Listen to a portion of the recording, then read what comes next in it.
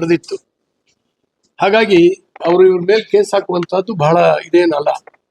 ಹಿಂದಿನ 17ನೇ ಇಸ್ವಿನಲ್ಲಿ 23,000 ಜನ BJP RSS ಕಾರ್ಯಕರ್ತರ ಮೇಲೆ ರೌಡಿ ಲಿಸ್ಟ್ ಓಪನ್ ಮಾಡಿತ್ತು ಅವತ್ತಿನ ಕಾಂಗ್ರೆಸ್ ಸರ್ಕಾರ.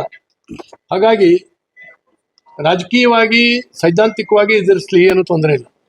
ಆದರೆ ತನ್ನ ಅಧಿಕಾರಾವಧಿಯಲ್ಲಿ ಪೊಲೀಸರನ್ನು ಉಪಯೋಗಿಸಿಕೊಂಡು ಎದುರಿಸುವಂತ ಒಂದು ಪ್ರಯತ್ನ ಏನಾಗಿದೆ, ಇದು ಕಾಂಗ್ರೆಸ್ಸಿನ ಹತಾಶ ಪ್ರಯತ್ನ. ಇದು ಈ ಕೇಸ್ ಹಾಕೋದ್ರಿಂದಾಗಿ ಅವ್ರೇನೋ ಉದ್ಧಾರ ಆಗ್ತೀವಿ ಅಂತ ಹೇಳಿದ್ರೆ ಏನೂ ಮಾಡ್ಲಿಕ್ಕೆ ಆಗೋದಿಲ್ಲ.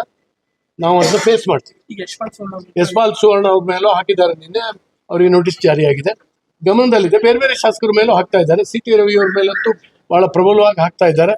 ಮತ್ತು ಈ ಹೋಮ್ ಮಿನಿಸ್ಟರ್ ಯಾರಿದ್ದಾರೆ ಪ್ರಿಯಾಂಕ್ ಖರ್ಗೆ ಅವರು ಅವ್ರ ಇಲಾಖೆಯನ್ನ ಸುಧಾರಿಸೋದು ಹೇಗೆ ಅಂತೇಳಿ ಹೇಳಿ ನೋಡೋದಿಲ್ಲ.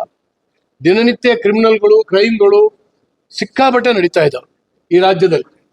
ಅದನ್ನ ನೋಡ್ದೇನೆ ರಾಜಕೀಯ ವಿರೋಧಿಗಳ ಮೇಲೆ ದಾಳ ಓಡಿಸೋದು ಹೇಗೆ, ಪೊಲೀಸರನ್ನ ಎತ್ಕಟ್ಟೋದು ಹೇಗೆ ಅಂತ ನೋಡ್ತಾ ಇದ್ದಾರೆ.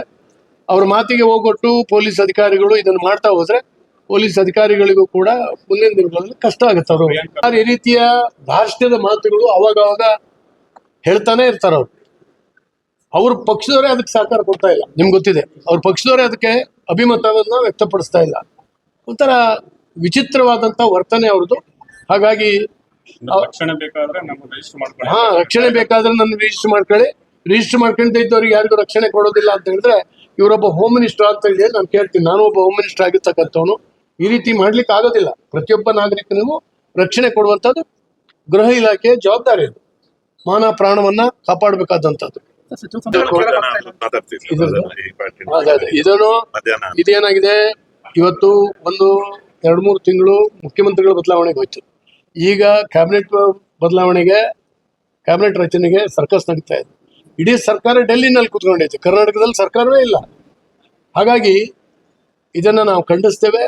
ಈ ರೀತಿ 140 ಸೀಟ್ಗಳನ್ನ ಕಾಂಗ್ರೆಸ್ಸಿಗೆ ಇಷ್ಟು ಅಬ್ಸಲ್ಯೂಟ್ ಮೆಜಾರಿಟಿ ಕೊಟ್ಟಾಗಿ ಕೂಡ ಅಸಹಾಯಕವಾಗಿ ನಡೆಸ್ತಾ ಇದೆ.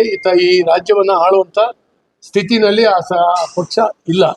ಹಾಗಾಗಿ ಅವರಿಗೆ ಅಧಿಕಾರ ಬೇಕು, ಆಡಳಿತ ನಡೆಸಲಿಕ್ಕೆ ಸಾಧ್ಯ ಇಲ್ಲ ಈ ಪರಿಸ್ಥಿತಿ.